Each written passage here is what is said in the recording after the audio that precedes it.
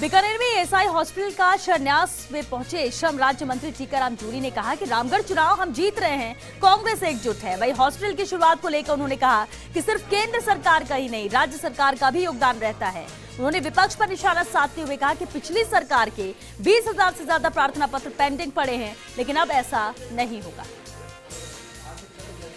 राजस्थान के श्रम मंत्री टीकाराम जूली हमारे साथ हैं, हम इससे बात करते हैं। सबसे पहले केंद्र की सौगात है साहब, आप भी जाएंगे, फायदा राजस्थान को होगा, आपके मन में और क्या चीज़ चल रही है? केंद्र की सौगात नहीं है, सौगात राजस्थान की यहाँ के जो बेनिफिशियरी उन्हीं का पैसा है और उन्हीं के लिए लग रहा है। इसमें मैं धन्यवाद देना चाहूँगा गहलोत साहब को कि उन्होंने श्रमिकों के हित में, जब ये योजना पिछली बार बनी थी उस समय पूरा श्रमिकों के फ़ायदा कैसे हो उस लिहाज से ये योजना शुरू की गई थी। आज अच्छी बात है, बीकानेर में शुभारंभ हो रहा है, बीकानेर ज़िले के श्रमिकों को इस चीज़ का लाभ मिलेगा। साथ साथ मैं ये भी कहना चाहूँगा कि यहाँ पिछली गवर्नमेंट में बड़ा फर्जीवाड़ा हुआ है, लोग बहुत परेशान हैं। डिपार्टमेंट में 20,000 एप्लीकेशन पेंडिंग पड़ी है। मेरे को आज कांग्रेस कार्यकर्ताओं ने यहाँ पर अवगत कराया है और मैंने बहुत ही जल्दी उनको तुरंत काम करने के लिए कह दिया है।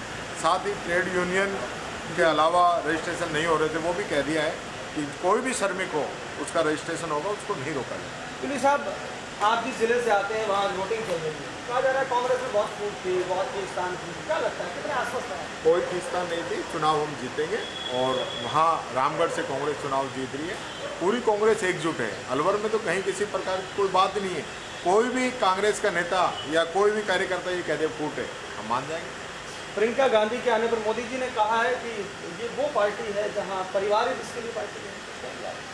देखिए, मोदी जी को तकलीफ हो रही है, उनको दिख रहा है कि प्रियंका जी के आने के बाद में उनका कुछ नहीं बचा है।